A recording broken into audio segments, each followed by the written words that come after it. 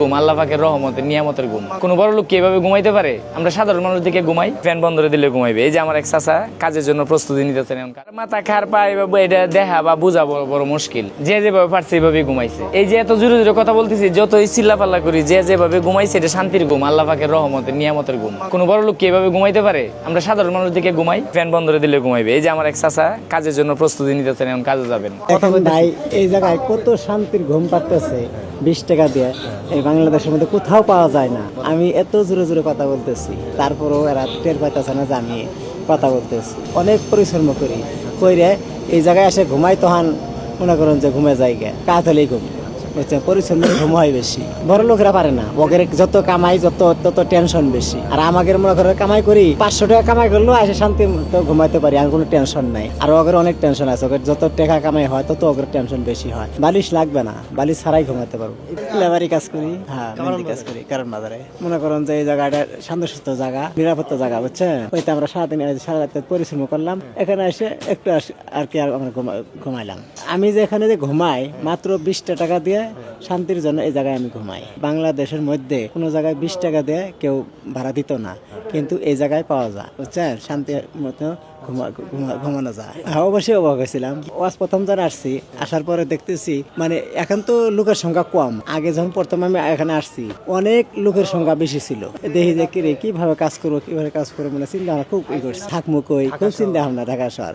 মহাজনের ঘরে আসার পরে মহাজনের পরে একটা টুকরি দিল, পাতি দিল। দেওয়ার পরে যে এই পাতিটা নিয়ে আপনি একটু নিচে যা কাজ করবেন। পরে সারা রাত কাজ টাজ করে আসে আমি দেখলাম যে চিন্তা ভাবনা করি কই ঘুমাবো। আবার পরে মহাজনকে বললাম যে মহাজন তাহলে ঘুমান যায় কই? তারপরে বলে যে এই জায়গায় ঘুমাইতে পারবা, 20 টাকা দিয়ে আমরা এই জায়গায় আর কি ঘুমাই। খুব আনন্দ হয়েছে। টাকা পয়সা তার কাছে জমা দিয়ে ঘুমান যায়, আচ্ছা অনেক একটা সুবিধা।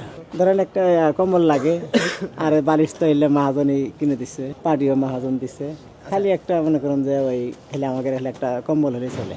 যখন যে মনে করেন যে ধরেন আমি আসে একটা সিরিয়াল নিছি, নাকি এই জায়গার একটা সিরিয়াল নিছি, এই একটা সিরিয়াল করা আমার জায়গায় যে কয়দিন আমি আসি এই কয়দিন কেউ ঘুমাবে না। ধরেন 1 মাস হতে 20 দিন হতে 30 দিন যাই যাবা থাকে আর কি। ব্যাগ বস্তা কই রাখো জামা কাপড়? এই সাইডে আমরা আর কি বান্ধে রাখছি। কোথায় একটু দেখাও তো। এই যে এই সাইডে ওই পাশে ইয়া আছে, হাউস আছে, এই হাউসে যায় আর কি ধোয়া হয়। বালিশ কোনো স্টেশন নাই তো, যাই যেটা পায় মানে এনে ভাড়া থাকি, যাই জেনে সুযোগ পাই ওখানে শুয়ে থাকি। সবই আছে, ওয়াল বিল্ডিংটাই আছে এরকম ভাবে। সারাদিনে কাজ শেষ? আমি সকালে কাজ করি, হ্যাঁ কাজ শেষ। এই যে বসে আছি, টিভি দেখতেছি, কারণ বাজারে বসে থেকে টিভি ছবি দেখতেছি। সবাই দেখা দেখেও না, কিছু হয় না, সব ভালো লাগে। এখানে মিলেমিশে থাকে সব, 20-30 জন আছে। ওই যে ঘুমায় না, ওই যে ঘুমাইতেছি। না সমস্যা নেই, এখান থেকে বলুন। হ্যাঁ এই দেখো কত লোক ঘুম, এই দেখেন একদম শান্তির ঘুম, কোটি টাকার ঘুম। এই ঘুম টাকা তো কিনতে পারবে না কেউ। রাতের বাজার আমরা করি, আর দিনের বেলা জনগণের বাজার। ঘরই আমাদের কারণ বাজার, দোতলা। সারাদিন আমরা কারণ বাজার কাজ করি, হ্যাঁ রাত হলে এবারে এখানে ঘুমাই। আমাদের বিছানা নাই, বালিশ নাই, কিছু নাই, যে ব্যাপারে সেভাবে ঘুমায়। না গন্ধ লাগে না, খুব ভালো লাগে, খুব আরাম। সবাই একসাথে ঘুমায়, জুত পাওয়া যায়, খাওয়া জুত পাওয়া যায়, সব দিকে জুত পাওয়া যায়।